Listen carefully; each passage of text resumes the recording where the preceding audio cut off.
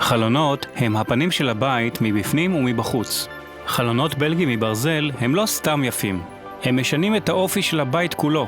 עם זאת, לרבים יש חששות. אולי הברזל צריך תחזוקה, אולי אין התאמה, ואולי זה נורא יקר. שלום, אני ערן, הבעלים של ליסמן חלונות, ואני רוצה לקחת אתכם לסיור איתי בסדנה. בואו תראו הכל בעצמכם.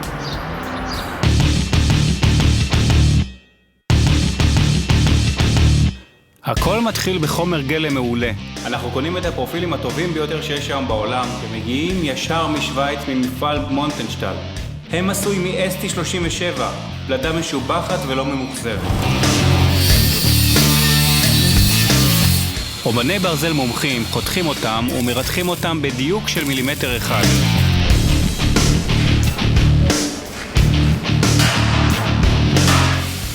לאחר מכן, המוצרים עוברים ליטוש של כל הריתוחים והכנה לפרזול.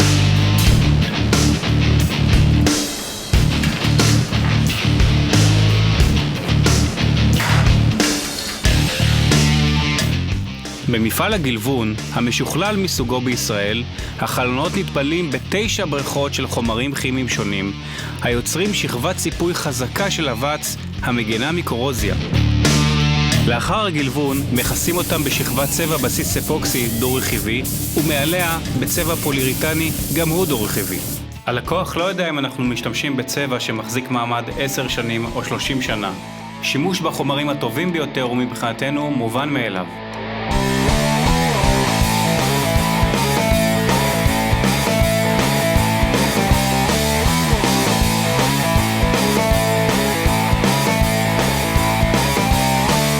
מה ההבדל בין הידית הזו לידית הזו? זו שוקלת יותר, עושים אותה בחריטה והיא עולה פי 4 מהידית הזו. את מה שמים אצלנו בחלונות? ברור שאת זו.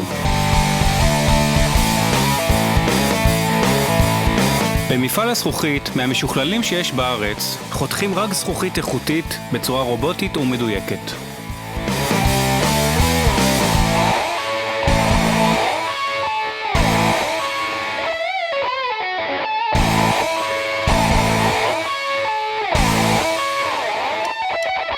והמחיר?